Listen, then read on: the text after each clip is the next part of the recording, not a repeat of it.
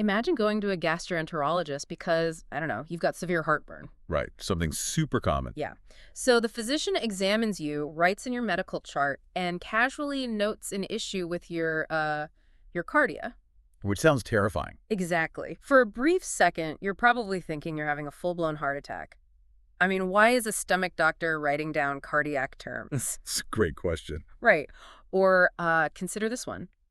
Back in the 4th century BCE, the absolute brightest scientific minds on the planet were convinced that your brain was literally just a biological radiator, Yeah, just completely devoid of thought. just sitting in your skull to, like, cool down your boiling blood. Which, sounds completely absurd to modern ears, but honestly made perfect logical sense based on the anatomical evidence they had back then. Well, we're jumping straight into the bizarre, kind of paradoxical history of human anatomy today. Welcome to our deep dive. Our mission today is to unpack one single foundational piece of medical terminology, and that is the root cardia. Yeah, the master key to the heart. Right.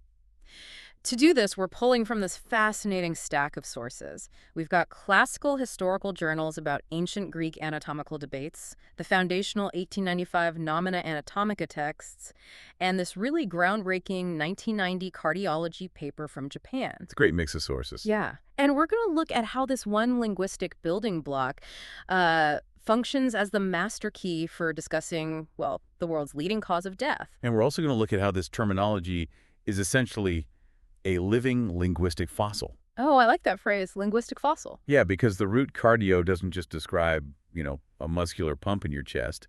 It actually contains this entire history of a centuries-old scientific battle over where the human soul and human cognition actually live. So let's start at the literal beginning with the origin of the word itself. Because, I mean, the physical organ has been recognized across cultures forever. Right, everyone knew it was there. But the mechanics of how we named it really set the stage for everything else we're talking about today.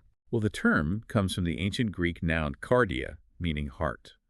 And in the standard word-building system that's taught in every medical school today, it acts as a root that gets fused to different prefixes and suffixes. Using that connecting vowel, right. Exactly. It uses a connecting vowel to make that fusion happen, which is almost universally the letter O. So that's why you see it written as Cardi/O in all the textbooks. Right. It acts as a mechanical coupling, like the hitch between two train cars. It's really just there strictly to make the terminology roll off the tongue faster, doing, rapid clinical communication. Because doctors are always in a rush. Pretty much, yeah. And that combining vowel is actually dropped if the suffix already begins with a vowel. Oh, okay. Give me an example of that. So if a physician wants to describe something relating to the heart, they use the suffix "ac," which starts with an A. Right, AC. So the root and the suffix merge simply as cardiac. No connecting vowel needed. But if you want to describe the study of the heart, using the suffix "rilgy," which obviously starts with a consonant, right, the L, then that O snaps right into place to bridge the gap. So you get cardiology. Okay, so the mechanics of the language are super elegant, honestly. But the philosophical fight over what that organ actually did, that's where the history gets really messy, doesn't it? Oh, incredibly messy. Yeah. Because the clinical standardization we use today was basically built on top of this massive ancient debate. Yeah, so if we look at Aristotle in the 4th century BCE, he championed a strictly cardiocentric view of human biology. Cardiocentric meaning heart-centered. Right. And Aristotle actually performed extensive animal dissections. When he opened up an embryonic chick, the very first thing he saw was this tiny pulsating red dot. Oh, wow. Just a tiny beating heart. Exactly.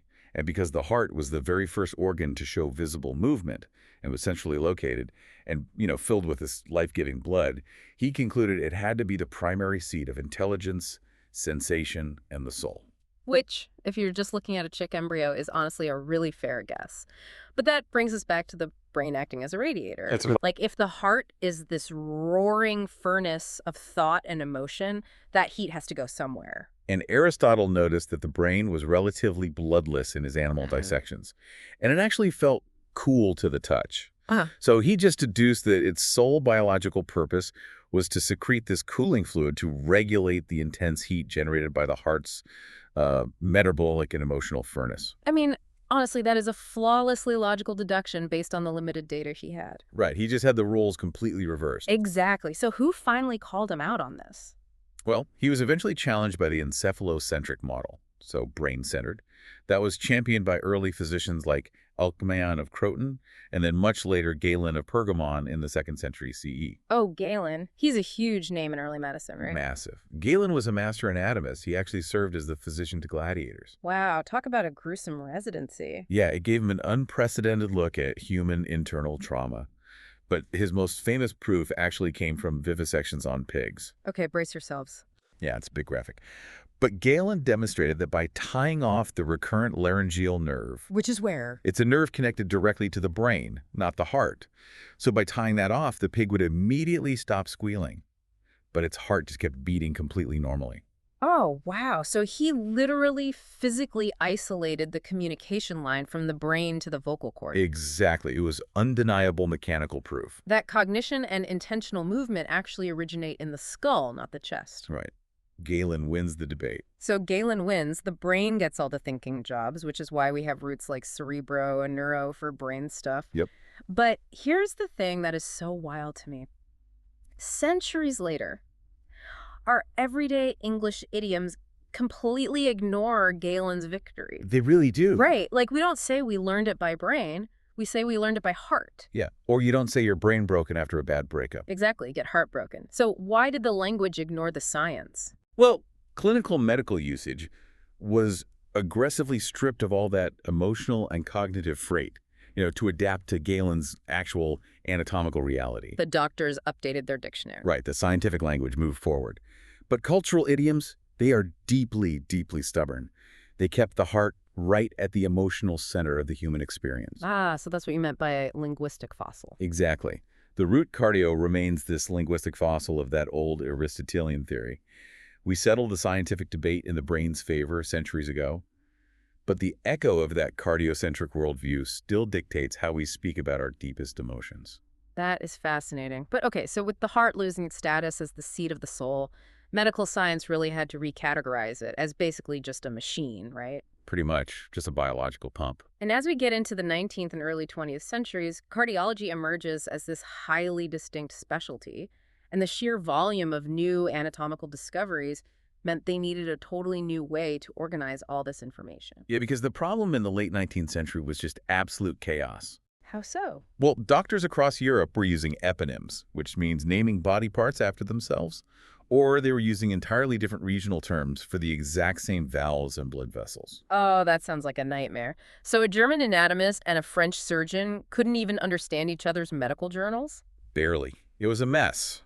So this led to a monumental project to build a rationalized, universal Greco-Latin nomenclature. The Nomina Anatomica. Exactly. First published in 1895. The goal was to fix a single, unchangeable term for every anatomical structure. They essentially turned cardio into this standardized, modular Lego block. I love that analogy. And to see how this modular system works in practice, I think we just need to look at the structural layers of the heart wall. Right? Yeah, it's the perfect example. It perfectly shows how just a few Greco-Latin prefixes can map an entire organ. Walk us through it. Okay, let's start with the core engine of the organ. We take the root, cardio, and the suffix diemum, which just denotes a tissue or a biological structure. Okay, cardium. Right.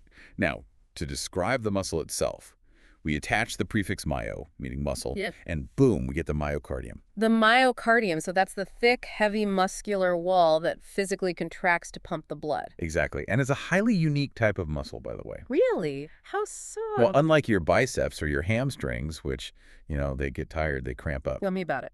The myocardium has this massive density of mitochondria, the powerhouses of the cell. And it also forms what's called a syncytium. A syncytium, what does that mean?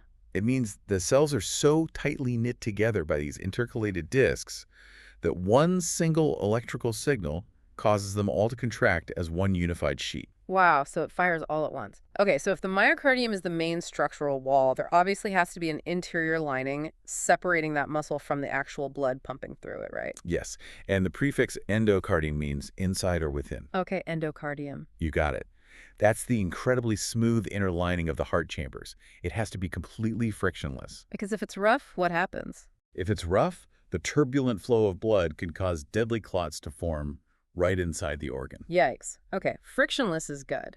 So moving in the opposite direction, logic suggests there's an outer boundary encasing the muscle too. Right. And for that, we use the prefix epi, which means upon or outside. Epicardium. Exactly. It's the thin, protective outer layer resting directly on the muscular surface. And finally, the entire organ is suspended inside the tough, fibrous sac to basically anchor it inside your chest cavity. Right, to keep it from just bouncing around in there. Yeah. And the prefix peri means around, giving us the pericardium.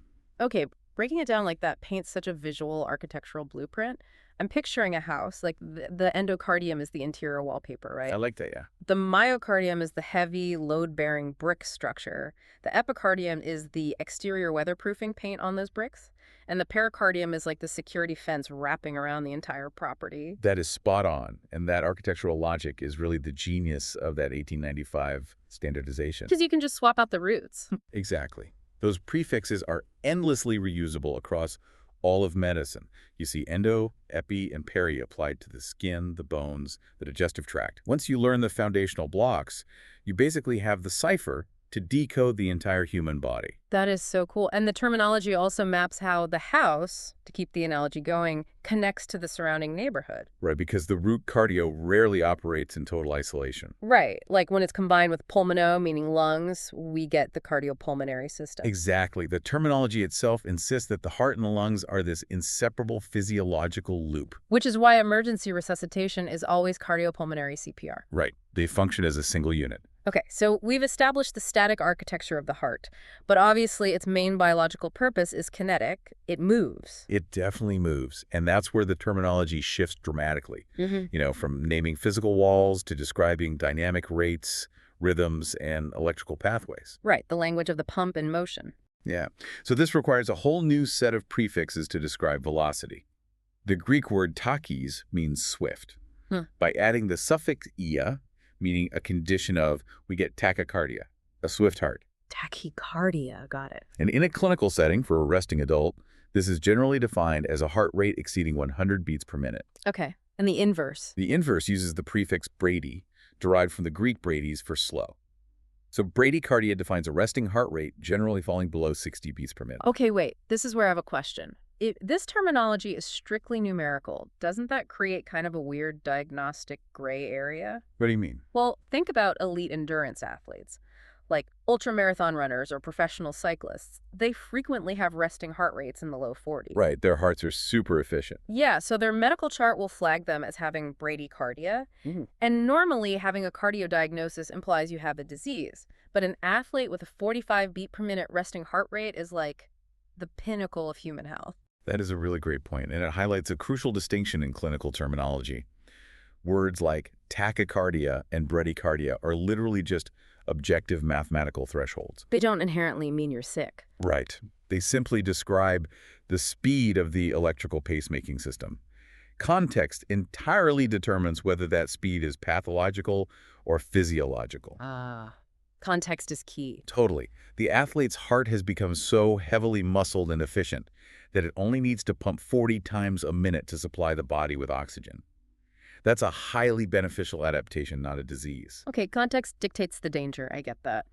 But sometimes the context isn't elite physical fitness, sometimes it's profound psychological distress. Yes. And the sources highlight this unbelievable discovery from 1990 that completely bridges the gap between the mechanical function of the heart and that emotional poetry we were talking about earlier. You are referencing the clinical identification of a condition by Japanese cardiologist Hikaru Sato. Yes, tell us about this. So, utilizing our modular vocabulary, we combine cardio with myo and the suffix sapathy, meaning disease, to get cardiomyopathy, a disease of the heart muscle. Okay. Sato documented a highly specific temporary form of this disease that is triggered entirely by acute emotional grief or extreme psychological stress. Like the sudden loss of a spouse or catastrophic financial ruin or just a moment of profound terror. Precisely. When the brain registers that level of acute trauma, the sympathetic nervous system triggers this immense sudden flood of catecholamines. Catecholamines? Powerful stress hormones like epinephrine and norepinephrine. They get dumped directly into the bloodstream. Okay, but how does a surge of hormones physically break a muscular pump, like mechanically? It's this paradoxical biochemical reaction. At normal levels, adrenaline makes the heart pump harder and faster, right? Fight or flight. Right. But at these toxic flood level concentrations, the hormone overload actually poisons the beta-adrenergic receptors in the heart muscle. Poisons them. Oh, wow. Yeah.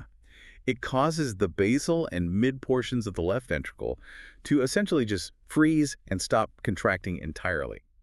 Meanwhile, the very tip, or the apex of the heart, just keeps spasming. That sounds horrible. It is. And that massive pressure differential causes the entire left ventricle to visibly balloon outwards. So, on an imaging scan, this must look exactly like a massive fatal heart attack. The clinical presentation is identical.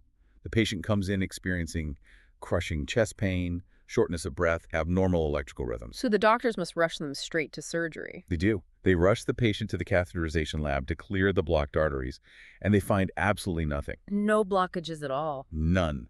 The plumbing is completely clear. It is the muscle tissue itself that is deformed under the literal chemical weight of grief. That is wild. Psycho named it Takotsubo cardiomyopathy. Because of the really distinct shape the ventricle takes when it balloons out, right? Right. A takotsubo is a traditional Japanese ceramic octopus trap. Octopus trap. Yeah, it has this narrow neck and a really wide bulbous base. And the stunned heart perfectly mimics the silhouette of that trap. And the general public actually knows Takotsubo cardiomyopathy by a much more common name. Broken heart syndrome. It is the ultimate vindication of Aristotle's old intuition. I mean, we spent centuries rigidly separating the brain's emotions from the heart's mechanical pumping. We insisted the heart does not feel. Yeah, science tried very hard to separate them. Yet, broken heart syndrome physically proves that an emotional, psychological trauma can literally warp the shape of the cardiovascular system. It is a measurable physiological reality. The boundary between neurochemistry and cardiac mechanics is incredibly porous.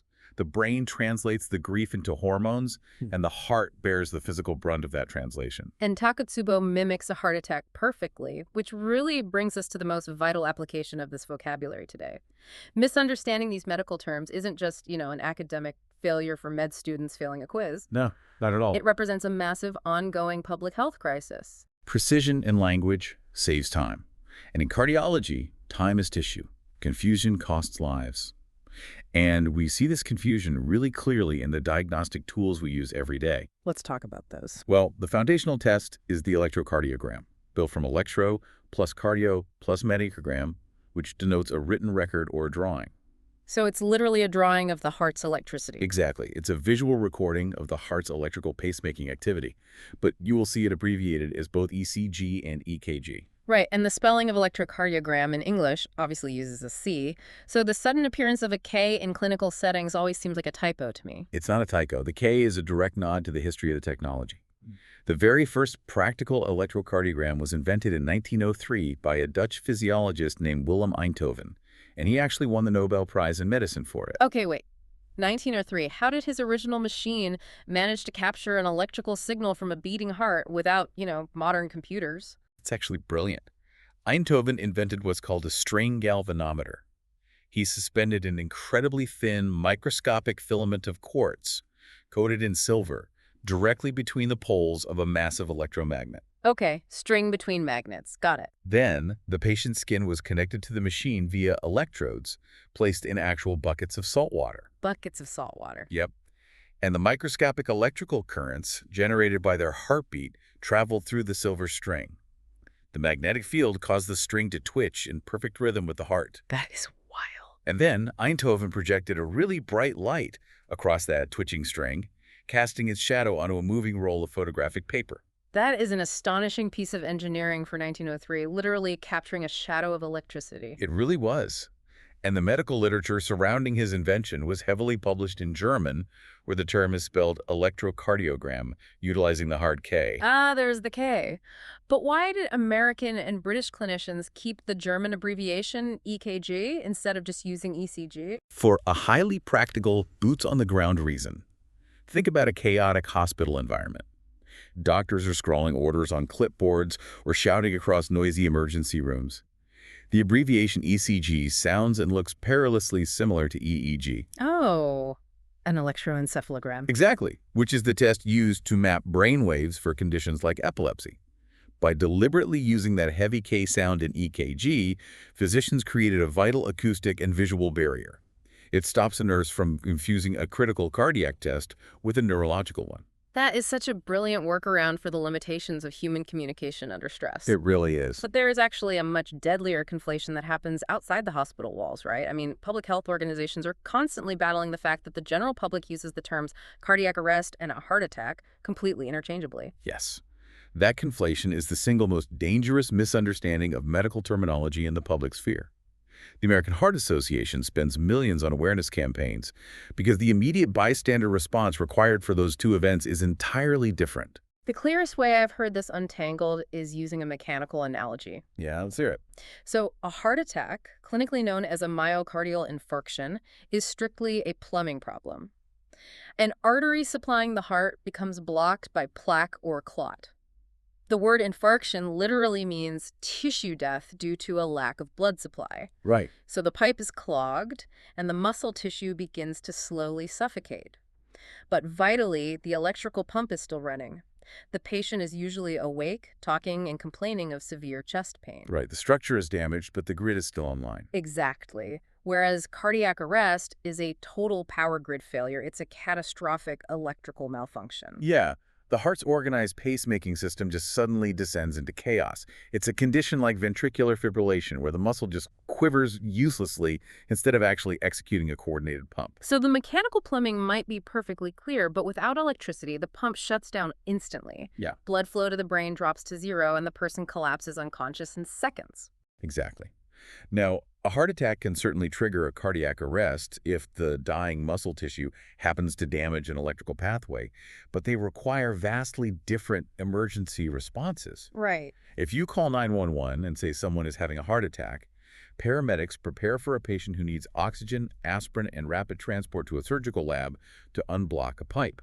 But if you say cardiac arrest, If you state the patient is in cardiac arrest, the immediate priority is bystander CPR to manually pump the blood and the rapid deployment of a defibrillator to shock that electrical grid back into a coordinated rhythm. so using the wrong term on that phone call paints a drastically different picture for the dispatchers analyzing the threat level. Words literally matter when the oxygen timer in the brain is ticking down. They absolutely do. Now, before we wrap up, we have to return to that initial paradox about the gastroenterologist writing down cardiac terms. Ah, yes. The ancient Greeks left a bit of a trap in the terminology. Right. Tell us about that. So the Hippocratic corpus, which is this collection of early Greek medical texts compiled around the 5th and 4th centuries BCE, it established a lot of our foundational vocabulary. But early Greek anatomy was imprecise. To put it mildly. Yeah, they used the word cardia to describe the physical heart, but they also applied it really loosely to the entire central chest region and, crucially, to the upper opening of the stomach, which sits just below the heart. So they just mapped the organs poorly and the vocabulary just got stuck there. It became codified. Today, the specific anatomical region where your esophagus empties into your stomach is officially designated as the cardia, and the muscular ring that prevents stomach acid from splashing back up into your throat is the cardiac sphincter. So when a patient experiences acid reflux, that burning sensation is actually caused by the failure of the cardiac sphincter. Right. And historically, this gastric pain was referred to as cardialgia. Which literally translates to heart pain, even though it originates in the digestive tract. It's just a pure fossil of ancient topographical errors. That is so wild. Yeah, so if a gastroenterologist notes an issue with your cardia, they are strictly looking at your stomach, completely independent of your cardiovascular system.